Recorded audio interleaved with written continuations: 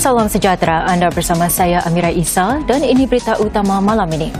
Ekonomi Singapura sudah mula rasakan kesan Perang Timur Tengah dengan kadar inflasi catat paras tinggi yang belum pernah dilihat sejak November 2024. 6 laman web yang menyamar sebagai platform berita tempatan kini disekat pihak berkuasa Singapura. Dan sempena pembukaan semula Taman Warisan Melayu Sabtu ini, sebuah festival yang tampilkan lebih 50 program kesenian akan berlangsung sehingga 3 Mei ini.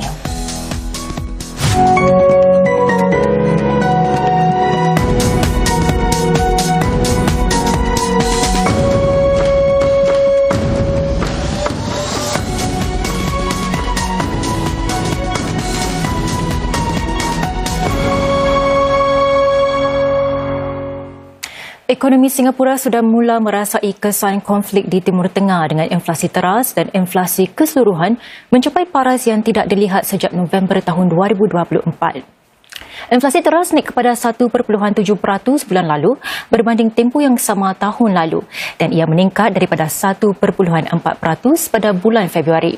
Inflasi keseluruhan juga meningkat iaitu daripada 1.2% pada Februari kepada 1.8% pada Mac. Ekoran peningkatan harga petrol, harga pengangkutan privat mencatat peningkatan terbesar iaitu naik kepada 6.6% pada bulan Mac berbanding 2.4% pada Februari. Inflasi runcit dan barangan lain juga naik kepada 1.8%.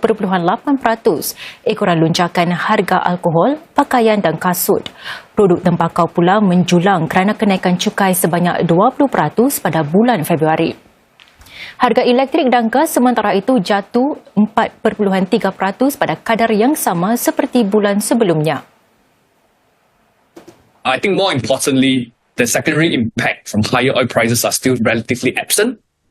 And this basically means that the risk of a prolonged elevated crude oil price into third quarter, especially if the Middle East tensions persist till then, may mean a potential spillover impact to broader prices in Singapore. Antara yang boleh terkesan adalah makanan. Walaupun inflasi bagi makanan kekal tidak berubah di paras 1.6% pada bulan Mac, pakar-pakar ekonomi berkata, faktor seperti gangguan pada laluan perdagangan serta harga minyak dan tenaga yang lebih tinggi boleh meningkatkan kos penghasilan makanan. 6 laman web yang menyamar sebagai platform berita tempatan kini disekat. Ini selepas pihak berkuasa menilai bahawa laman-laman itu boleh digunakan untuk melancarkan kempen maklumat berniat jahat. Demikian menurut satu kenyataan bersama oleh Kementerian Ehwal Dalam Negeri MHA dan Penguasa Pembangunan Infokom Media IMDA. Ke-6 laman tersebut ialah singaporeheadline.com, singaporeweek.com, singapore24hour.com, nanyangweekly.com, singaporebuzz.com dan sgtimes.com. Pihak berkuasa menyatakan laman-laman sedemikian yang dikendalikan oleh pihak asing menggunakan nama domain berkaitan Singapura dan menyiarkan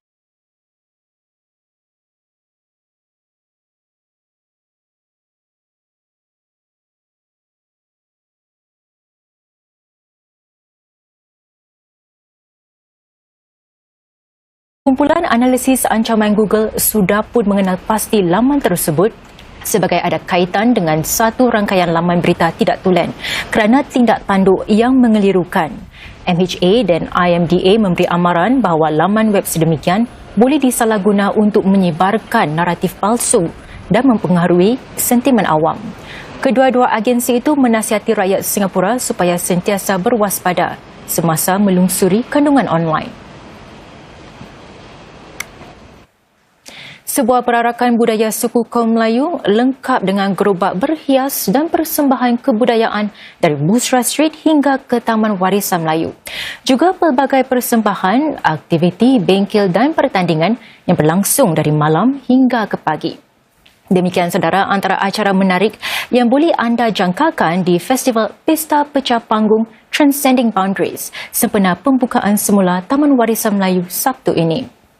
Festival yang berlangsung sehingga 3 Mei itu menampilkan lebih 50 program kesenian.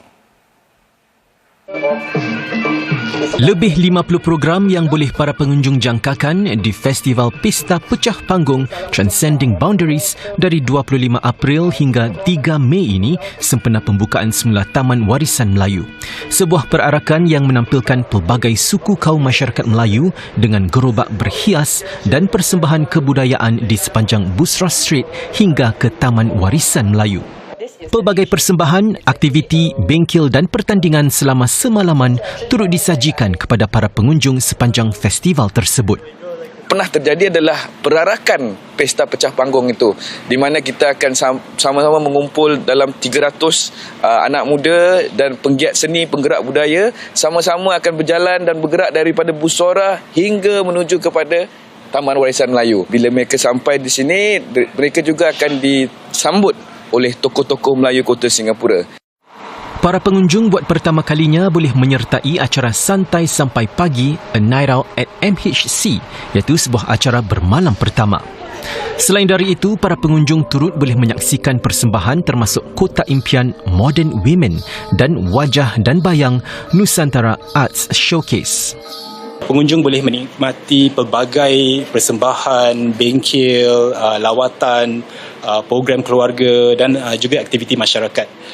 Bukan sahaja di Taman Warisan tapi juga di sekitar Kampung Glam sekali. Antara program yang menarik pada saya adalah program Wajah dan Bayang Nusantara Art Showcase, yang satu production yang kita buat di MHC yang menggabungkan seni topeng dan boneka tradisional dari Singapura, Malaysia dan Indonesia. Festival tersebut akan menghidupkan naratif galeri TWM, iaitu dari rantau ke rumah, dengan menonjolkan kekayaan warisan Melayu di Singapura serta hubungan eratnya di seluruh rantau ini. Selain itu, para pengunjung juga boleh meneroka evolusi masyarakat Melayu melalui 6 galeri tetap TWM yang menampilkan 279 artefak yang memaparkan satu perjalanan merentas masa dari Singapura pada abad ke-19 hingga membayangkan kemungkinan masa depan. Bersempena dengan pembukaan semula TWM, semua pengunjung termasuk pelancong boleh masuk percuma ke galeri dari 25 April hingga 28 Jun ini.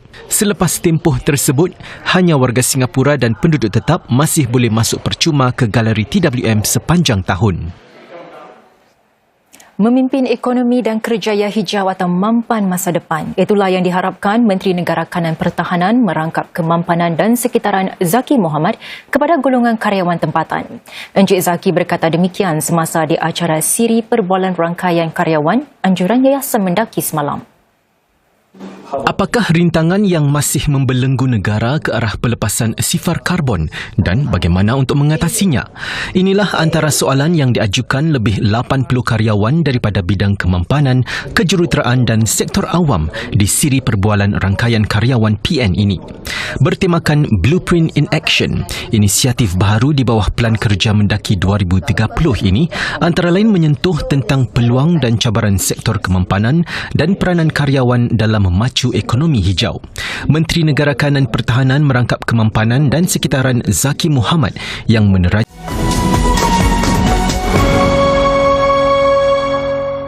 Selamat berjumpa lagi. Dengan kepungan dan penutupan Selat Hormuz terus berlanjutan oleh Amerika Syarikat dan Iran, harga minyak mentah Brent kini naik buat hari keempat berturut-turut.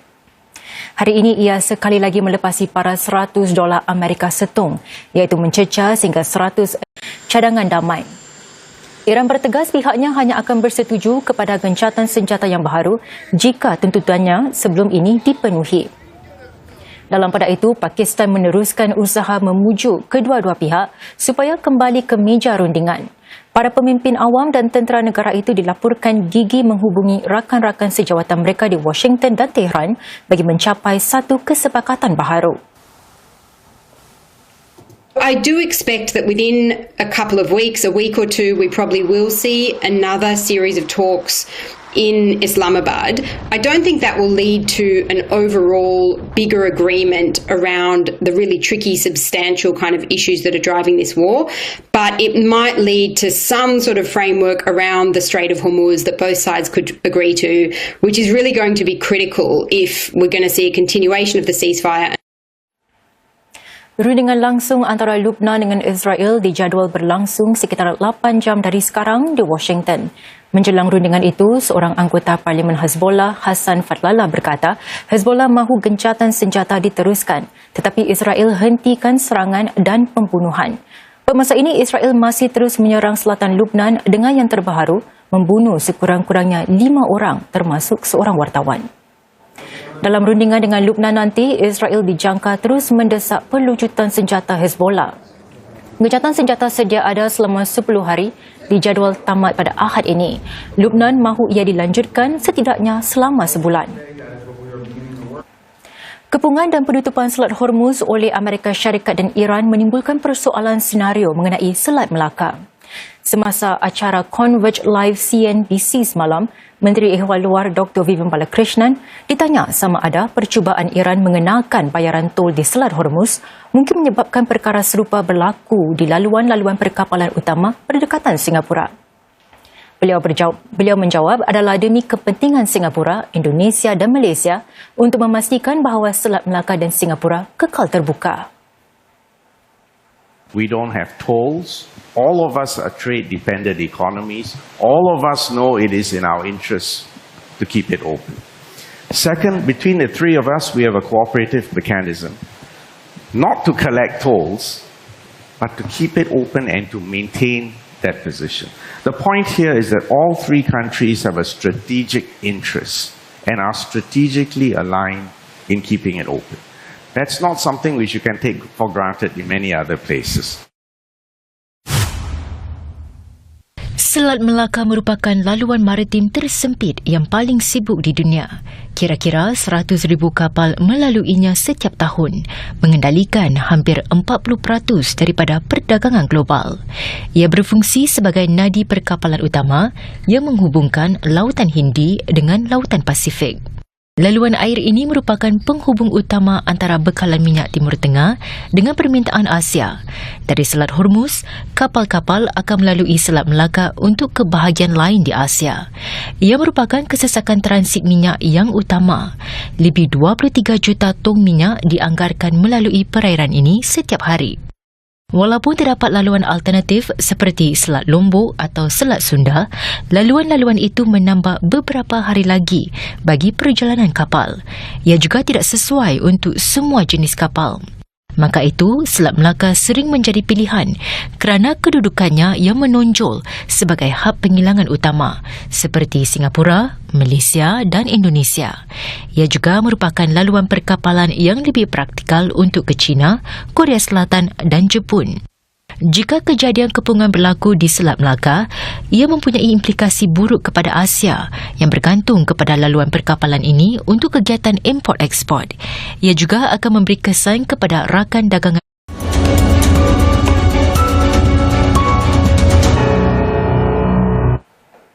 Baru-baru ini, Mahkamah Syariah Singapura buat pertama kalinya melantik 2 orang hakam wanita. Perkembangan ini cukup bersejarah kerana sebelum ini, para hakam terdiri daripada asatizah lelaki sahaja.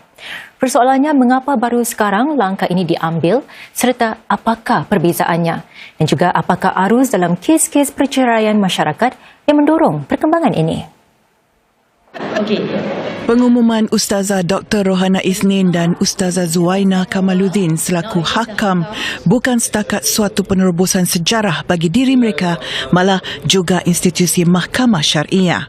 Mereka kini menjadi antara 22 hakam di Mahkamah Syariah. Tugas hakam adalah untuk meleraikan pertikaian antara suami isteri dalam proses perceraian ataupun mendamaikan mereka supaya berbaik semula. Dalam setiap proses sebegitu, 2 orang hakam dikerahkan, seorang untuk si isteri dan seorang lagi. Dinamika interaksi lah. Dalam kes-kes tertentu, terutamanya yang melibatkan isu-isu rumah tangga yang sensitif, ada pihak yang mungkin lebih selesa bercakap dengan hakam wanita. Dan bila ada keselesaan itu, biasanya mereka lebih terbuka. Menurut Presiden Kanan Mahkamah Syariah, Ustaz Irwan Hadi, penyertaan hakam wanita mencerminkan dinamik keluarga yang semakin rencam atau pelbagai dalam kalangan warga Singapura dewasa ini. Diminta menjelaskan lebih lanjut apa yang dimaksudkan dengan rencam itu. Ini kupasan Cik Rafidah. bukan sekadar isu-isu perceraian tapi melibatkan isu-isu anak, isu-isu kewangan, komunikasi, malah kadang-kadang isu kepercayaan dan kawalan dalam hubungan lah. So dalam konteks itu, perspektif khusus bukan bermaksud undang-undang berubah, tetapi bagaimana proses itu dijalankan. Dengan adanya hakam wanita, ada kemungkinan pihak wanita terutama dalam situasi yang lebih sensitif, rasa lebih selesa untuk berkongsi dengan pengalaman mereka. Jadi langkah ni, in my opinion, membantu sistem ini menyesuaikan diri untuk ke pelbagai situasi keluarga and bukan sekadar bergantung or dependent kepada satu pendekatan sahaja. Menurut Peguam Mapan ini, kes-kes yang lebih ekstrim pula melibatkan keganasan dalam rumah tangga, iaitu keganasan fizikal, emosi dan psikologi. Because there will be cases where maybe again I have to say from the woman's perspective lah, sebab selama ni hakam semua lelaki kan. Maybe they might not be comfortable atau tak selesa untuk memberitahu tentang situasi keganasan dalam rumah tangga dari segi dalam in the bedroom, you know. So maybe mereka rasa macam it is not something that is boleh dikatakan kepada lelaki lain walaupun lelaki tu ialah seorang hakam. Jadi bila ada pihak-pihak wanita yang menjadi hakam, saya rasa mungkin kes-kes yang seperti saya katakan tadi, kes-kes yang sensitif, kita boleh dapat lagi engagement lah daripada pihak-pihak tersebut. Jika ini menjadi pertimbangannya, mungkin ada dalam kalangan masyarakat yang bertanya, mengapa baru sekarang hakam wanita diperkenalkan? Mengapa bukan jauh lebih awal lagi? Ini satu perkembangan, satu langkah yang semula jadi. Bukan sesuatu yang terlewat or terlambat. Memang senang untuk kita katakan maybe this should have happened earlier. Tapi sistem keadilan keluarga, family law itself is very dynamic. Dan biasanya berubah secara berperingkat berdasarkan apa yang dilihat di lapangan. So I think this comes as a reaction to what has been observed over the years. Dalam beberapa tahun kebelakangan ini, memang ada emphasis yang lebih kepada pendekatan yang what we call therapeutic justice. Dan sensitif kepada the family dynamic. Lantaran itu juga, hujah Cik Rafida, pelantikan hakam wanita yang mula dibuat sekarang ini bukan berbentuk simbolik. Sebaliknya, tekan beliau, sentuhan wanita sebegini akan memberi impak yang nyata kepada perjalanan kes-kes dalam proses perceraian. Sekian saja berita untuk malam ini. Sehingga kita berjumpa lagi. Salam hormat.